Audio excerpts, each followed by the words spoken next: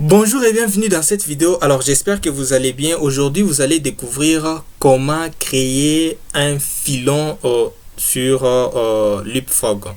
Alors vous savez que le filon c'est cette fracture ouverte à l'intérieur de la Terre et elle est potentiellement intéressant parce que la plupart des filons, voilà, donc la plupart de gisements métallifères se mettent en place dans un filon. Alors si vous avez un tel gisement, vous aurez besoin de cartographier votre filon, de savoir son extension en profondeur.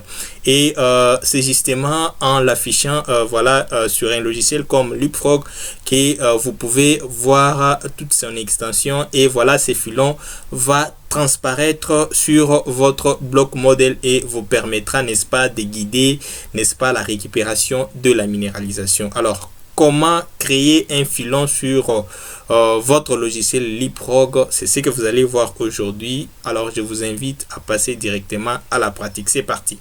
Avant de commencer cette vidéo, abonnez-vous à la chaîne si ce n'est pas déjà fait. Tirez sur la petite cloche pour recevoir des nouvelles.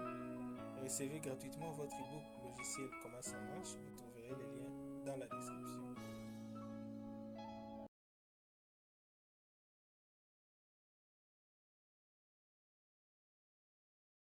Découvrons à présent comment créer les filons ou générer, voilà, un dike sur nos puits de forage à travers notre bloc modèle. Alors la première des choses que vous devez avoir créé, c'est, voilà, votre groupe lithologique.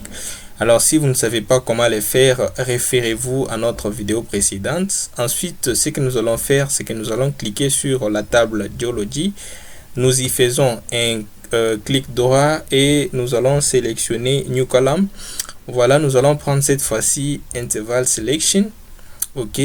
Alors, nous allons les faire par rapport, bien sûr, à notre groupe lithologie. Voilà pourquoi au niveau de base column, vous sélectionnez groupe lithologie et vous les nommez dike, voilà, ou tout simplement filon, et vous cliquez sur OK. Voilà. Alors, vous avez toutes les groupes lithologiques listés sur cette fenêtre. Nous allons tous les masquer et sélectionner dike qui va, voilà, nous intéresser. Ensuite, nous allons bien positionner, voilà, tous ces éléments pour que nous puissions tous les repérer. Voilà, nous allons essayer de zoomer. Voilà, alors voilà, avec à cette position là, tous les éléments sont rassemblés à un seul endroit. Alors, ce que nous allons faire, c'est que nous allons sélectionner cet outil là, Select Interval, et puis voilà, nous allons en maintenant un clic droit balayer chacun de ces éléments. Ok, nous le balayons toutes. Voilà. Ok, alors dès que cela est fait, nous allons leur assigner une classe en disant que voilà, c'est donc on clique sur Assign to et puis on sélectionne voilà, Create New Lithology. Alors si vous voulez créer une nouvelle lithologie, ou tout simplement vous pouvez sélectionner sur Dike. Alors je clique sur Dike et tout simplement cela est fait, et ensuite j'enregistre. Ok, alors dès que cela est fait, c'est que vous avez défini le groupe lithologique qui va correspondre à votre filon. Ensuite, vous allez créer un nouveau bloc modèle. Voilà, vous allez sur le dossier bloc modèle, vous faites un clic droit dessus, vous sélectionnez New Block Model. Alors, vous allez donner les noms à votre bloc modèle en disant voilà, bloc model dike, voilà, bloc modèle filon. Voilà, vous allez ensuite diminuer la résolution, voilà, pour que ça soit plus précise. Vous allez dresser votre bloc modèle en sélectionnant Clipping Boundary et ensuite vous cliquez sur OK. Alors votre bloc modèle sera généré et il est là. Vous pouvez les cliquer et l'importer sur votre fenêtre d'affichage.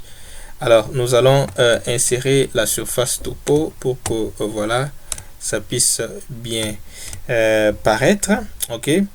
Alors, dès que cela est fait, voilà, nous pouvons masquer le bloc model. Nous avons nos éléments qui vont constituer le dike.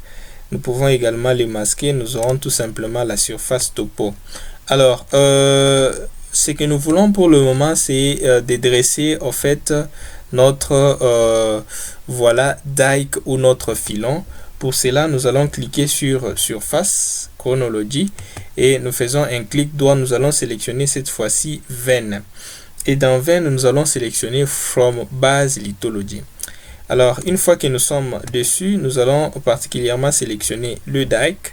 Et voilà, vous pouvez renommer comme vous voulez. Donc, en disant par exemple que c'est les filons, notre filon. Et vous cliquez sur OK.